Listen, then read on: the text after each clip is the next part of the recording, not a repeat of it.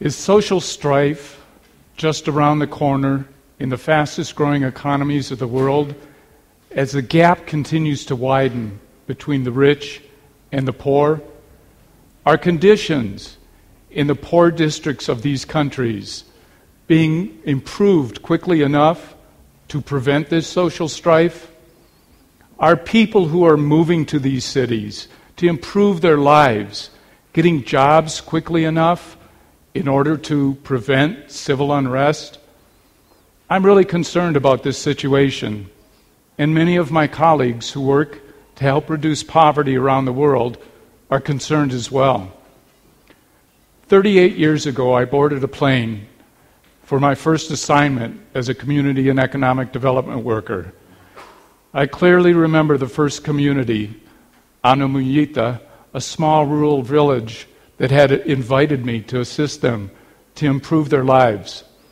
But I most fondly remember Don Chago, a 70-year former high school teacher who became my mentor and became my colleague in trying to improve the situation of the lives in his community. I mention this story because a lot has happened since those early days in how we address poverty reduction.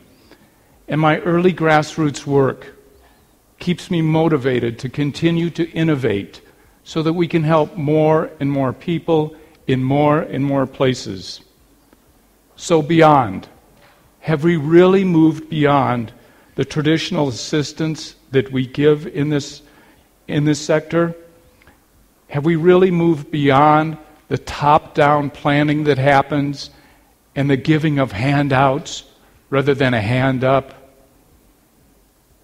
For all the economic gains that we see in these fast-growing economies around the world, many of these countries still fail the United Nations Millennium Development Goal for poverty reduction. So I say that we really need to look at a different set of strategies in order to address this issue. And I'd like to give an example of how we've designed one particular project here in Mongolia, and then propose a more appropriate way to use the technology that we have available to us in order to design and implement projects in a much more effective manner. I do believe that development partners have pushed beyond traditional assistance in one sector here in Mongolia at least, and that is in reforming the vocational education sector. The foundation of this reform was set in 2009 when new legislation was passed. And then the National Council for Vocational Education and Training was set up. It was established with 50% of its members from the private sector.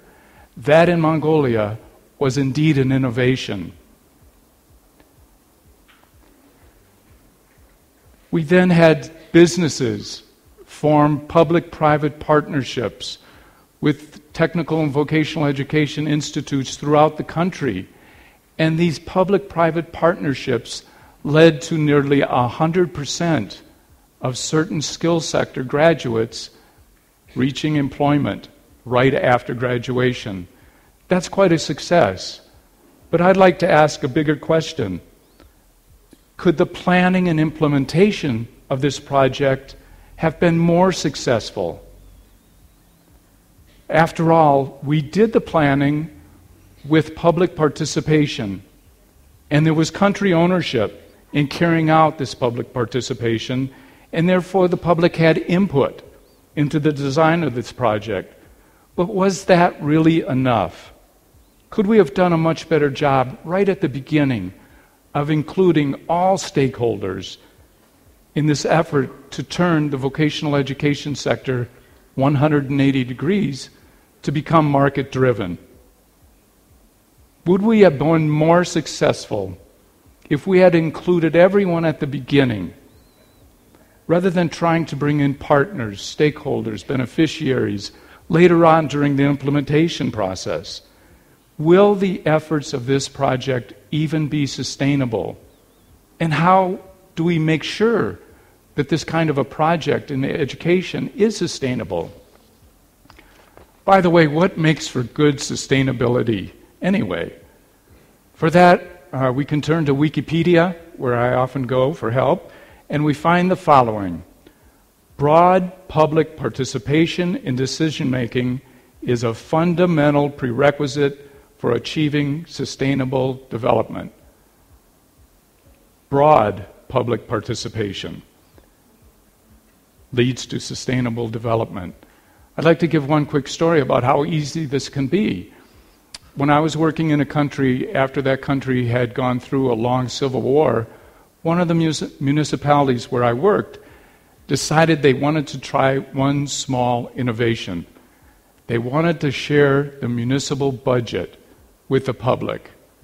Not such an outrageous thing to do, but in those days it was different. They put the public budget, the municipal budget, on the internet, and they allowed people 30 days to give input. That was something so new to everyone that both sides really had a positive outcome. For the public, they finally felt a little bit of trust in the municipality because they were sharing how their taxes and other monies were being spent. And for the municipality, they realized they had a resource out there that they had never used before. So it was a win-win situation for everyone.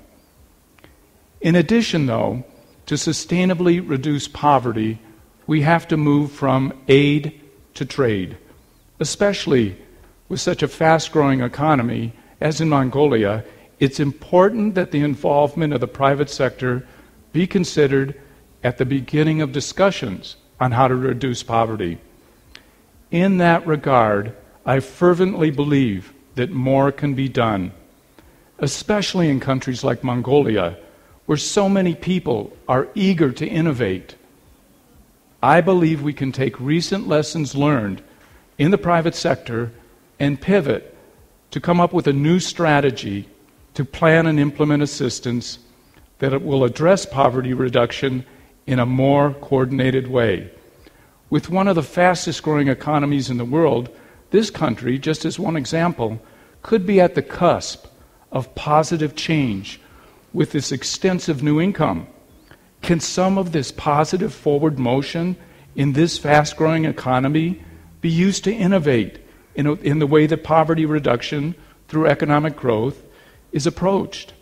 For instance, have we adequately set natural resource targets, access to economic development opportunity targets, access to better education targets, more gender equality targets, better healthcare targets, better prevention targets of the debilitating diseases that are found here and that drive down worker productivity so drastically here? You probably have many more items that you could include in those targets. A list of important development targets that influence poverty reduction. So how do we get all of your input in order to develop the best targets possible? I would suggest that we can use social media and inclusive surveying to tap into the targets that you and also those living in poverty would like to see. Can we not just reach a sample of the population, but the majority through these new technologies? These are technologies that smart businesses are using every day extensively to design and market products.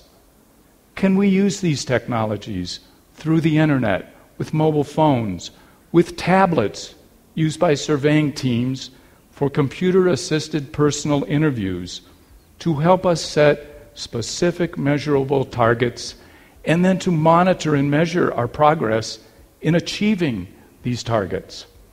Can we perhaps crowdsource even better design, implementation, and measurement processes? Those of us who work in this sector must be held accountable to produce results.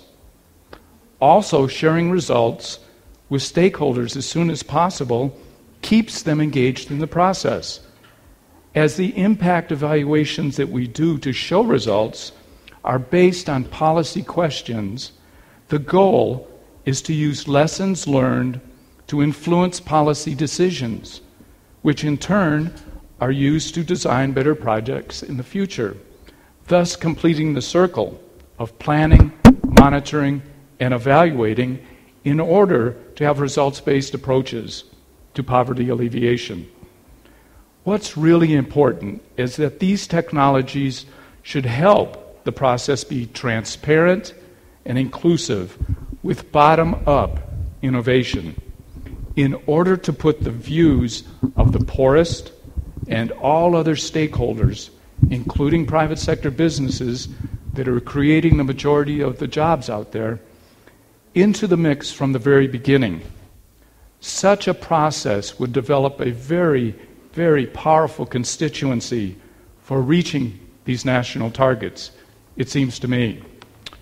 These new visionary targets that we'll all agree on and then work on reaching together can genuinely set a course to end poverty in the fastest growing economies in the world. The same process used to set these targets can then be used to design innovative projects to reach the targets.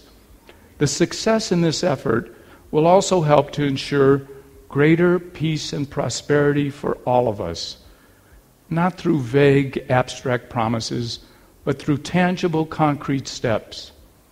And those people who move up and out of poverty will become greater national assets in furthering economic growth for all of us. I want to tell a true short story about a really old way to approach development. When I was first starting out in the sector, I met someone who had been doing the same work for 60 years. He told me he spent the first 20 years learning the language and culture in the remote area where he was working.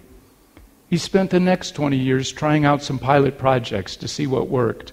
And in his final 20 years, he concentrated on those projects that had been successful. At the end, he told me, I think we had a few successes. Wow, that's really dedication, but I really think we've learned an awful lot. Times have changed. Today we have the technology available that can shorten such a planning process dramatically. So I hope you're asking the question, what can I do to help with this effort? I have 4 recommendations, and I'm sure the smart people in this room, that's everyone, can probably come up with many more. Number 1, talk about and publicize ideas to improve the effort to reduce poverty in your community, in your country. Number 2, work on new policies that will help decision makers to use the technological tools that we now have for receiving input on setting targets and designing, implementing, monitoring, and evaluating projects. In other words, help your leaders to redefine the participatory process to allow the use of these technologies so that participation is more open, more inclusive, and includes the views of all stakeholders. Number 3, set up an online social network to crowdsource one visionary target for reducing poverty, and then to design a project to achieve that target. And number 4, if you're working for a private business, as many of you are, figure out a way for your company to be involved in this effort at reducing poverty. If yours is a large company, as is represented in this audience, perhaps you can sponsor a contest and or a prize for the best poverty alleviation project to design. So what's stopping us from doing this right now? Thank you.